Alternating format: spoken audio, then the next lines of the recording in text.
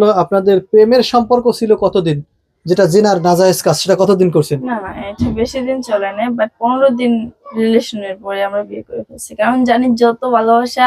এটা তো একটা মিথ্যে কথা, খারা একটা মিথ্যে কথা বলছেন। না এত বড় মিথ্যে কথা কইলে একটা গজব পড়বে, ঠাড়া পড়বে আপনার মাথায় মিয়া। আপনি যে খারা একটা মিথ্যে কথা কইলেন কেবল এই 15 দিনে একটা হিন্দুর সাথে কথা বলে হিন্দু ছেলে কেউ বিয়ে করে আলা ঠাস করে, এটা একটা খারাপ মিথ্যে কথা বলছেন, সত্য কথা বলেন। আসসালামু আলাইকুম রহমতুল্লাহ। সম্মানিত বন্ধুরা, একটু বাসায় আসছিলাম, একটা মেয়ের, তার সাথে কথা বলছি। তার বাসায় সে একটি হিন্দু মেয়ের সাথে, অর্থাৎ হিন্দু একটি ছেলের সাথে সে বিবাহ করছে। সে ভিতরে আছে, তার সাথে একটু কথা বলবো। আগে তার পারমিশন নিয়েছি, যেন তার গেট থেকে আমরা ঢুকতেছি। আসেন একটু। হ্যাঁ আপু, আমরা আসছি একটু আপনার সাথে কথা বলি। হ্যাঁ জি, বসেন বসেন বসেন, সমস্যা নেই, বসেন বসেন বসেন বসেন বসেন। জি। আচ্ছা, আসলে মূলত আমরা একটু জানতে চাইছিলাম, এটা কি আপনার ঘর? জি ভাইয়া, এটা আমার ঘর। এটা আপনার ঘর। আচ্ছা, আপনার হাজবেন্ড কোথায়? সে এখন একটু বাইরে গেছে, বাজারে। বাইরে গেছে। আচ্ছা, আপনি কি মুসলিম? জি, আমি মুসলিম। অরিজিনালে মুসলিম? হ্যাঁ, অরিজিনালি মুসলিম। জন্মগত মুসলিম? হ্যাঁ, জন্মগত মুসলিম। এখন হিন্দু হয়ে গেছেন? না না না, আমি মুসলিমই আছি। আমরা যে ব্যাপারটার জন্য আপনার কাছে এসেছি সেইটা একটু আপনাকে বলি, যে আপনি একজন হিন্দু ছেলেকে বিয়ে করছেন, সত্য? জি, এটা সত্য। সত্য। হ্যাঁ হ্যাঁ। আচ্ছা, আপনি মুসলিম হয়ে হিন্দু ছেলেকে বিয়ে করছেন, বেস্ট। আচ্ছা, বাংলাদেশে কোনো মুসলিম ছেলের কি অভাব ছিল? না, অভাব ছিল না, কিন্তু আমার ইচ্ছে ছিল যে আমি একটা হিন্দু ছেলেকে মুসলিম বানিয়ে বিয়ে করবো। আচ্ছা, তা আপনি তো তাকে মুসলিম বানাইতে পারেন নাই, উল্টা আপনিই তো হিন্দুর কালচার ব্যবহার করছেন। না না না, হিন্দু কালচার কেন ব্যবহার করব? মানে সে হিন্দু অবস্থা, আমি বিয়ে করছি তাকে 5 কলমা পরে। সো ওর একটা কাজ বাকি আছে, এটা আমি আমার ফ্যামিলির সাথে আলোচনা করবো, এটা তো আপনাদেরকে বললাম। আমি আলোচনা করে তারপর ওর বাকি কাজটা সেরে নেবো। তার মানে তাদের পূর্ণাঙ্গ মুসলিম, যেটা খাতনে সুন্নাত, সেটা এখনো করেন নাই? না না, এটা করা হয় না, এটা আমি আমার ফ্যামিলির সাথে গবেষণা করতেছি। ওরা বলছে যে মেয়েদেরকে এখন আমার কাছে যে প্রশ্নগুলো আছে সেগুলো আমারই করতে লজ্জা লাগে, আমি সেই প্রশ্নগুলোর দিকে যাব না। কিন্তু এত মুসলিম মেয়ে থাকতে, ছেলে থাকতে, আপনি কেন হিন্দুকে বেছে নিছেন সেটা একটু ক্লিয়ার ভাবে বলেন। বলতে গেলে হয়েছে, আমার ইচ্ছে ছিল যে আমি একটা হিন্দু ছেলেকে মুসলিম বানাবো। সেটা আগে বলছেন, আসলে মুসলিম তো এখনো বানাইতে পারেন নাই।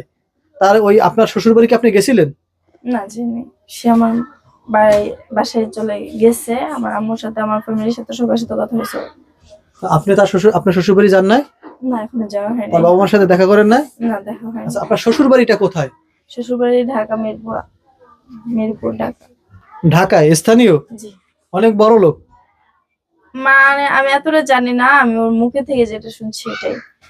শুনছেন বাড়ি গাড়ি আছে? জি, বাড়ি ঘর আছে এটা। ও, বাড়ি গাড়ির লোভে পড়ে হিন্দু মাইয়াকে বিয়ে করছেন, হিন্দু ছেলেকে? না না না না, এটা কেন হবে? লোভে কেন পড়বো? আমি তো এই লোভে পড়ছি যে তাকে আমি আমার ধর্মেতে নিয়ে আসবো, আমি সেই লোভে পড়ছি। আপনাদের বিয়ে হয়েছে কত বছর? এই তো বছর হয় নাই, 2-3 মাস হবে। 2-3 মাস হয়েছে? 2-3 মাস পার হয়ে গেছে, এখনো খতনে সুন্নাত আদায় করতে পারেন নাই। তারপরে আপনার সে যে একটা ম্যাজিস্ট্রেট উকিলের একটা কাগজপত্র কমপ্লিট করতে হবে, তারপর সেটা, হ্যাঁ, করে সেটাকে জমা দিতে হবে, সেটা কি করা হয়েছে? সেটা বলতে গেলে যেদিন আমাদের বিয়ে হয়েছে এদিনকেই করা হয়েছে, কারণ এটা ছাড়া তার হয় না। এখন শুধু ওই খাতনাটা মানে ওইটা বাকি আছে। শুধু খতনে সুন্নাতে বাকি আছে? জি জি জি। জি। তা এখানে কি আপনার একটু নিজের কাছে একটু কেমন জানি ঘৃণা ঘৃণা লাগে না? এরকম মনে হয় না যে একজন হিন্দুর সাথে আমি মুসলিম হইয়া? না, একটুও ঘৃণা হয় না, কারণ মানে যেটাকে বলে হাজবেন্ড ওয়াইফ, ভালোবাসার মানুষটাকে ঘৃণা করা ঠিক না। কারণ তাকে তো আমি নিজের হাতে তার ফ্যামিলি থেকে আমার কাছে নিয়ে আসছি, তাই না? ও তো আমার ফ্যামিলির কাছে যেতে পারতেছে না। আচ্ছা, আরেকটু বিষয় জানি, যে আপনার হাজবেন্ড এখন কোথায় আছে, আমরা তার একটু ইন্টারভিউ নিতে চাই। সে তো এখন বাসায় নেই, সে এখন দোকানে গেছে, পরবর্তীতে আসেন আপনারা কথা বলাই দেবো। আপনার হাজবেন্ডের সাথে কথা বলবো। সে তো এখন বাসায় নেই। আচ্ছা, ঠিক আছে, পরবর্তী আসলে কথা বলাই দিবেন। আচ্ছা আচ্ছা। আচ্ছা, পরবর্তী এসে আমরা আপনার হাজবেন্ড এবং আপনার একটু ইন্টারভিউ নেব। আসলে মূলত আপনার হাজবেন্ড কি আপনাকে হিন্দু বানাবে না সে মুসলিম হবে, এটা আপনার হাজবেন্ডের কাছ থেকে আমরা একটু জানতে চাই। আরেকটি বিষয় হলো, আপনাদের প্রেমের সম্পর্ক ছিল কতদিন, যেটা জিনার নাজায়েজ কাজ, সেটা কতদিন করছেন? না না, এটা বেশি দিন চলে না, বাট 15 দিন রিলেশনের পরে আমরা বিয়ে করে ফেলছি, কারণ জানি যত ভালোবাসা। এটা তো একটা মিথ্যে কথা, খারা একটা মিথ্যে কথা বলছেন। না এত বড় মিথ্যে কথা কইলে একটা গজব পড়বে, ঠাড়া পড়বে আপনার মাথায় মিয়া। আপনি যে খারা একটা মিথ্যে কথা কইলেন কেবল। এই 15 দিনে একটা হিন্দুর সাথে কথা বলে হিন্দু ছেলে কেউ বিয়ে করে আলা ঠাস করে, এটা একটা খারাপ মিথ্যে কথা বলছেন। সত্য কথা বলেন।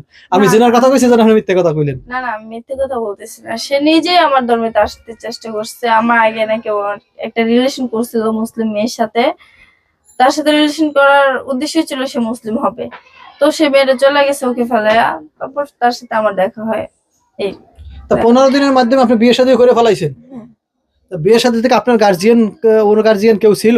ওর গার্জিয়ান বলতে কি, ওর ফ্যামিলি থেকে ওর একটা চাচাতো ভাই আছে, যার মানে আমাদের ধর্মের প্রতি একটু টান আছে। সেও একজন মুসলিম মেয়েকে বিয়ে করছে, তার সাথে কথা হয়েছে আমাদের। আর আপনি বিয়ে শাদী করছেন কি করে না এই কাজী অফিসে? আমরা এভিডেভিট সহকারে মানে কাজ কোর্টে কাজটা শেষ হয়েছে। করে করছেন। আচ্ছা, আপনাদের কাবিন কত? কাবিন এখানে 2,80,000 টাকা। 2,80,000? আর 1 লাখ বা 3 লাখ হয়, 2,80,000 তো হঠাৎ করে শুনলাম। মানে ভাগ ভাগ করে দিছেন? হ্যাঁ, ভাগ ভাগ করে। আচ্ছা, নগদ কত দিছে? নগদ বলতে দেনমোহর কত? উল্লেখযোগ্য কত আছে দেনমোহর? এছাড়া এসব বিষয় আমি এতটা বুঝি না। আমার আম্মু আব্বু নগদ কিছু দেয় নাই? হাতে কিছু টাকা পয়সা দেয় নাই? না, এটা দেওয়া হয়নি, শুধু কানে দুল দিছিল। এই যে কই কানের দুল? কানে দুল তো পরে নেই। আছে তাহলে? জি। তাহলে আপনার ওই ছেলেরও বাড়ি গাড়ি আছে, আপনাকে মেনে নেবে তার শ্বশুর শাশুড়ি, এমন কোনো উদ্দেশ্য কি আপনার মনে আছে? আমার মনে হয় না মেনে নেবো, কারণ ওদের ধর্মের মানুষটা আমাদের ধর্মে আসতে খুব কমই চায়। তো সে আসছে, আমি চেষ্টা করবো যেন আমার শ্বশুর শাশুড়ির জন্য আমার ধর্মে চলে আসে। আসবে মনে কি হয়? মনে তো মানে বেশিরভাগই মনে হয় যে আসবে না, তারপর আমি চেষ্টা করবো আমার হাজবেন্ডের সাথে নিয়ে চেষ্টা করবো ওদেরকে নিয়ে আসার জন্য।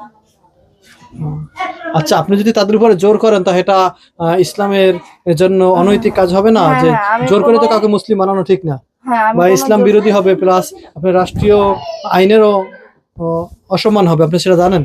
হ্যাঁ জানি তো, আমি তো আর জোর করবো না। আমি উনিকে নিজের ইচ্ছায় আমাদের মুসলিম ধর্ম গ্রহণ করার জন্য ইনভাইট করবো। উনি যদি আসে তাহলে অবশ্যই আমি চেষ্টা করবো যেন আমাদের ধর্মে নিয়ে আসতে পারি। আমি এমনিতে অন্যদেরকে এভাবে জোর টোর করবো না। সো আমি আমার হাজবেন্ডের কিন্তু জোর করি নাই, উনি নিজের ইচ্ছে সহকারে আসছে। সম্মানিত বন্ধুরা, একজন মুসলিম মেয়ে হয়ে একজন হিন্দুকে বিবাহ করছে, তাকে মুসলিম বানানোর উদ্দেশ্যে, এটাই বলছে। আসলে মূলত তার সকল তথ্য বা তার সকল বিষয় তার হাজবেন্ডের কাছ থেকে শুনলে একটু ভালো হবে। মূলত তার হাজবেন্ডের কাছ থেকে আমার সকল তথ্যগুলো আপনাদের মাঝে উপহার দেওয়ার চেষ্টা করবো ইনশাআল্লাহ।